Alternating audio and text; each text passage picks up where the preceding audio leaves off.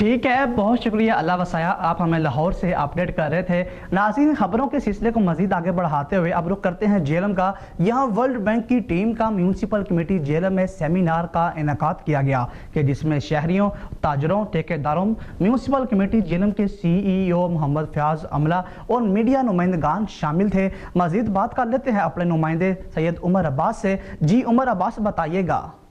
جی بالکل، world bank کی team کا میونسپل کمیٹی جہلم میں سیمینار کا انعقاد کیا گیا جس میں شہروں، تاجروں، ٹھیکیداروں، میونسپل کمیٹی جہلم کے CEO محمد فیاض عملہ اور میڈیا نمائندگان شامل تھے۔ ان کا کہنا تھا کہ ہم اپنے پنجاب بھر کے شہروں میں گندگی، تجاوزات، سیوریج اور دیگر مسائل کو مستقبل میں حل کرنے کی کوشش کر رہے ہیں۔ ان مسائل کو حل کرنے کے لیے ہم نے کیا اقدامات کرنے ہیں، اس حوالے سے ہر شہر میں ہر مکتب فکر کے لوگوں کی رائے شامل کر رہے ہیں تاکہ ہم کو ہر شہر کے کیا مسائل ہیں بہتر معلومات مل سکیں۔ ہم سب نے اپنے اپنے شہر کو مل جل کر خوبصورت بنانا ہے۔ جہلم شہر کے شہریوں نے جہلم میونسپل کمیٹی جہلم کی حدود میں مسائل کے حوالے سے سوالات کر کے آگاہ کیا۔ مزید سنیں ان کی زبان۔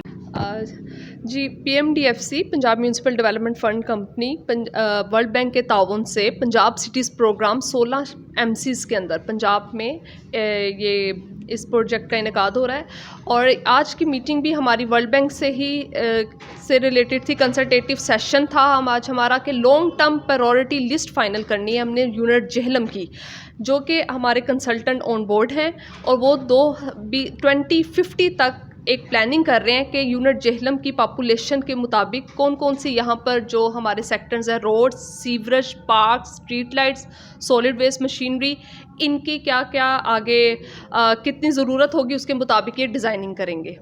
تو آج ہم نے اپنے مختلف سول سوسائٹی سے، میڈیا سے، انجمن تاجران، ان سب کو بلایا تاکہ یہ اپنی اپنی پرائورٹی بتائیں، اور پھر اب CEO صاحب سے ریکویسٹ ہے کہ وہ اب 3-4 دنوں میں یہ فائنل کر کے تو ہم سے شیئر کریں گے۔